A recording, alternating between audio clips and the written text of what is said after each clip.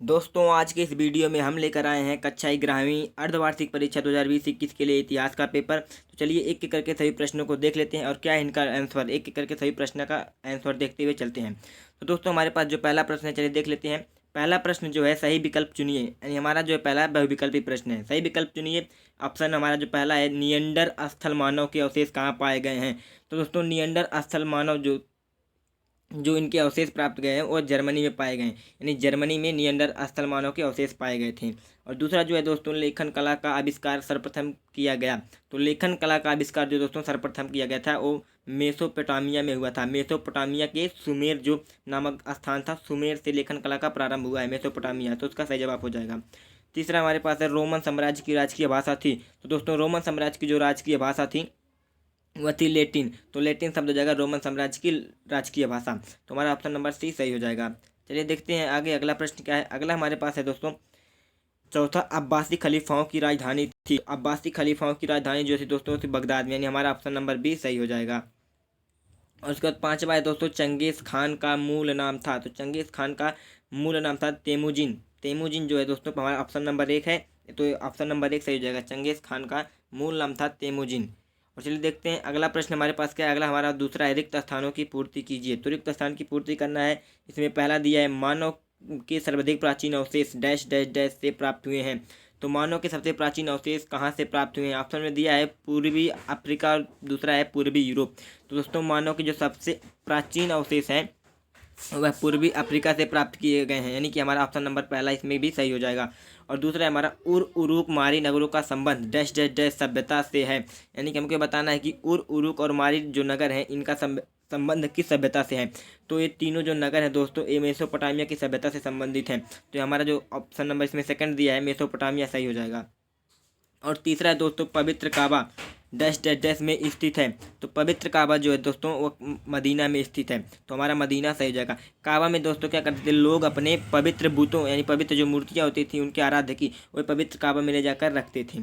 और इसका प्रारंभ जो था वो पैगंबर मुहम्मद ने शुरू किया था। तो चलिए देखते हैं अगला प्रश्न क्या है। अगला प्रश्न हमारे पास है चौथा, रेनेसा डैश डैश डैश भाषा का शब्द है। तो दोस्तों रेनेसा जो है हमारा जो फ्रेंच भाषा का शब्द है, यानी हमारा इसमें पहला जो है सही हो जाएगा। रेनेसा फ्रेंच भाषा का शब्द है जिसका शाब्दिक अर्थ होता है, मतलब जिसका अर्थ हिंदी में होता है कि पुनर्जागरण। रेनेसा का जो अर्थ होता है पुनर्जागरण। तो ये जो कि फ्रेंच भाषा का शब्द है हमारा पहला इसमें सही हो जाएगा। और पांचवा हमारे पास है, माचू पिच्चू का संबंध है। तो माचू पिच्चू का संबंध दोस्तों डैश डैश डैश से सभ्यता से, किस सभ्यता से माचू पिच्चू का संबंध। तो माचू पिच्चू का संबंध जो है ईका सभ्यता से है, यानी कि हमारा जो पहला वाला जवाब है वह सही हो जाएगा, यानी कि ईका से। चलिए देखते हैं दोस्तों अगला प्रश्न। अगला हमारे पास है तीसरा, स्तंभ ए के लिए स्तंभ ब से चुनकर जोड़ी बनाइए। यानी कि हमको ए का ब से जोड़ी मिलाना है, मैच करना है। तो हमारा जो दोस्तों पहला जो है रोम।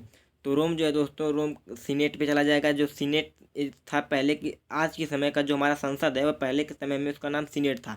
तो जो सीनेट था रोम में स्टार्ट हुआ। और दूसरा है कैथोलिक चर्च का प्रमुख। तो कैथोलिक चर्च का प्रमुख जो होता है दोस्तों वो पोप होते थे, कैथोलिक चर्च के प्रमुख। और तीसरा है लियोनार्डो दा विंची। तो लियोनार्डो दा विंची का जो हो जाएगा मोनालिसा पे चला जाएगा। और चौथा है दोस्तों ईका सभ्यता। तो ईका सभ्यता जो है दोस्तों हमारा पेरू पे चला जाएगा। ईका सभ्यता जो है दोस्तों दक्षिण अफ्रीका में शुरू हुआ था और इसी का एक स्थान है पेरू, दक्षिण अमेरिका में ही। तो दक्षिण अमेरिका में ही ईका सभ्यता स्टार्ट हुआ था। तो पेरू उस जगह का नाम है, तो वहाँ से ईका सभ्यता पेरू पे मिला देंगे।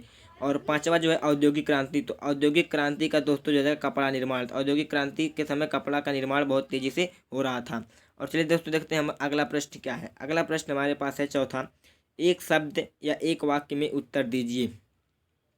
एक शब्द या एक वाक्य में उत्तर देना है। पहला हमारे पास है, सामंतवादी व्यवस्था में नाइट कौन थे। तो नाइट कौन थे सामंतवादी व्यवस्था में। तो दोस्तों हमारे जो किसान लोग थे हमारे सामंतवादी व्यवस्था में, उन्हीं को नाइट कहते थे। जो हमारे किसान थे वही नाइट कहलाते। तो हमारे पहले प्रश्न का जवाब हो जाएगा किसान। और दूसरा जो है दोस्तों, भाप की शक्ति की खोज किसने की थी। तो भाप शक्ति की खोज न्यूकामेन ने की थी। तो न्यूकामेन हो जाएगा, न्यूकामेन हमारा इसका सही जवाब, न्यूकामेन। तो भाप शक्ति की खोज न्यूकामेन ने किया था।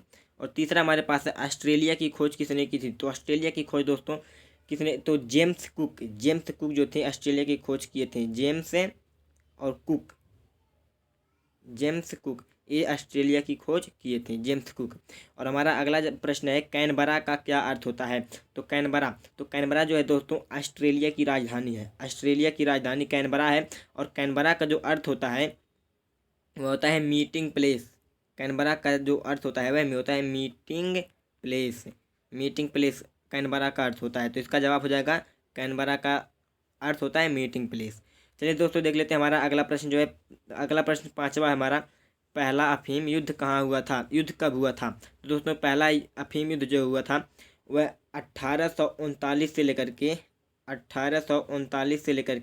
1842 ईस्वी तक हुआ था हमारा पहला अफीम युद्ध। तो दोस्तों इस वीडियो में इतना ही, मिलते हैं अगले वीडियो में।